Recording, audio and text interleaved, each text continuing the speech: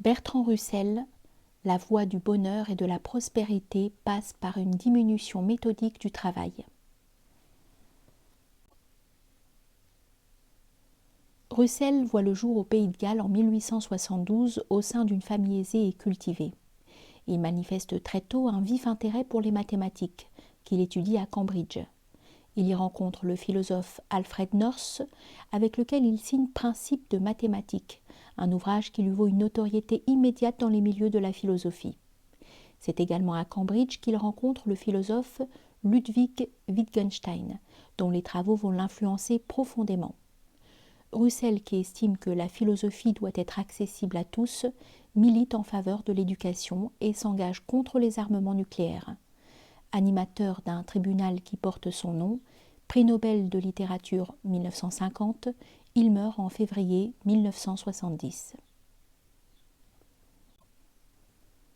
Le philosophe anglais Bertrand Russell a publié des centaines de volumes. Il a largement contribué à l'évolution de la philosophie au XXe siècle, notamment en fondant l'école de la philosophie analytique. Durant toute sa vie, il n'a cessé de militer activement pour les causes qu'il défendait, au point de se retrouver par 2 fois en prison. Pourquoi cet hyperactif affirme-t-il que nous devrions travailler moins ?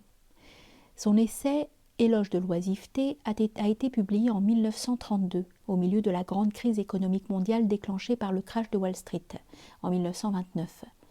Vanter les mérites de l'oisiveté pouvait paraître une plaisanterie de mauvais goût, à une époque où dans certains pays, 1/3 de la population active était au chômage. Mais pour Russell, ce chaos économique était la conséquence d'une conception du travail aussi néfaste que profondément enracinée. Russell commence par définir ce qu'est le travail. Il distingue 2 types de travail. Le premier consiste à déplacer une certaine quantité de matière se trouvant à la surface de la terre ou dans le sol. Le second à dire à quelqu'un d'autre de le faire. Le premier type est le travail au sens le plus basique du terme, c'est le travail manuel. Le second type de travail, dit Russell, peut s'étendre de façon illimitée.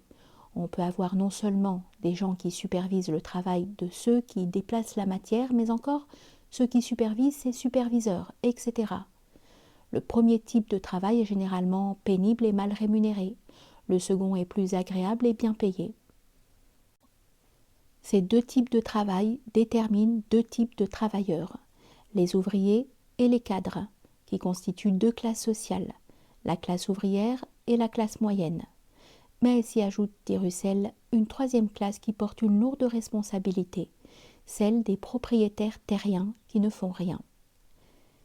L'histoire est remplie de multitudes de gens qui ont travaillé durement toute leur vie pour n'obtenir que le minimum permettant à leur famille de survivre, tandis que tout le surplus produit était accaparé par les guerriers, les prêtres et les classes gouvernantes oisives.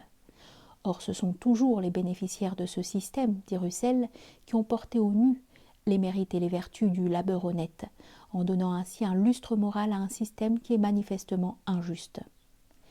Ce constat justifie à lui seul que l'on reconsidère les valeurs morales attachées au travail, car en glorifiant le labeur honnête, nous exaltons notre propre oppression et nous l'aggravons. Cette description de la société divisée en classes sociales, antagonistes et bien sûr inspirée de la pensée de Karl Marx, même si Russell s'est toujours montré réservé vis-à-vis du marxisme, son essai est d'ailleurs tout aussi critique à l'égard de la Russie alors soviétique qu'à l'égard des pays capitalistes. Mais Russell est aussi très influencé par le livre du sociologue Max Weber, L'éthique protestante et l'esprit du capitalisme, publié en 1905, et en particulier par l'analyse que fait Weber des principes moraux qui sous-tendent notre attitude face au travail. Ces principes, proclame Russell, doivent être remis en question.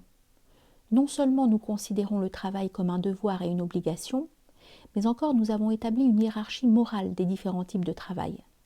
Le travail manuel est généralement considéré comme moins noble que le travail intellectuel, et les gens sont rémunérés en fonction de la supposée valeur morale de leur travail, et non pour le produit de leur travail.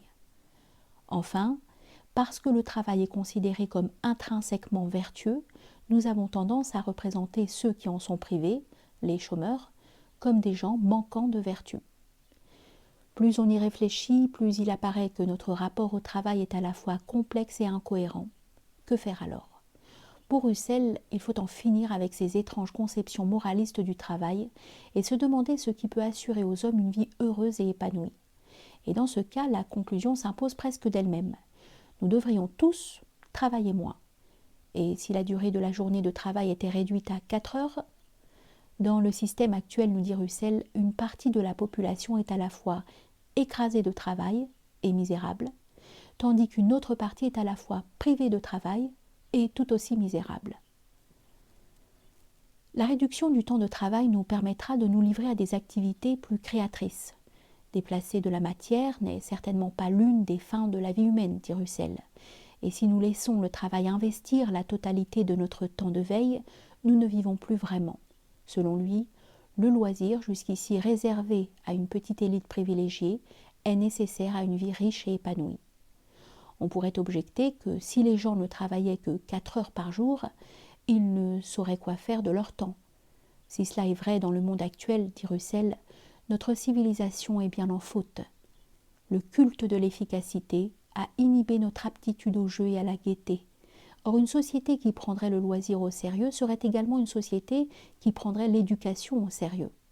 Elle prendrait les arts au sérieux, parce qu'elle donnerait aux artistes le temps de produire des œuvres de qualité au lieu de se débattre pour survivre économiquement. Et surtout, elle prendrait au sérieux la joie de vivre. Dans une telle société, le goût de la guerre disparaîtra, ne serait-ce que parce que la guerre exige de tous un travail long et acharné. La vision d'un monde où le travail serait réduit au minimum peut sembler aujourd'hui une utopie, et quand bien même il serait possible de réduire la durée quotidienne du travail à 4 heures, il n'est pas certain que ce changement aboutirait à la révolution sociale décrite par Russell.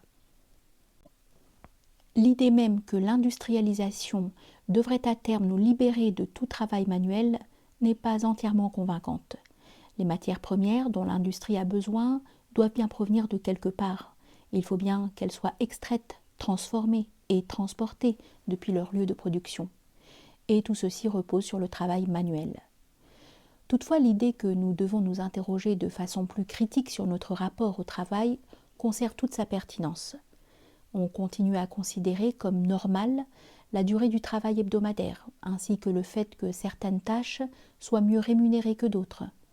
Bon nombre de gens ne trouvent pas dans leur travail ni dans leurs loisirs les satisfactions qu'on pourrait en attendre. Et dans le même temps, nous ne pouvons nous déprendre du sentiment que l'oisiveté est un vice.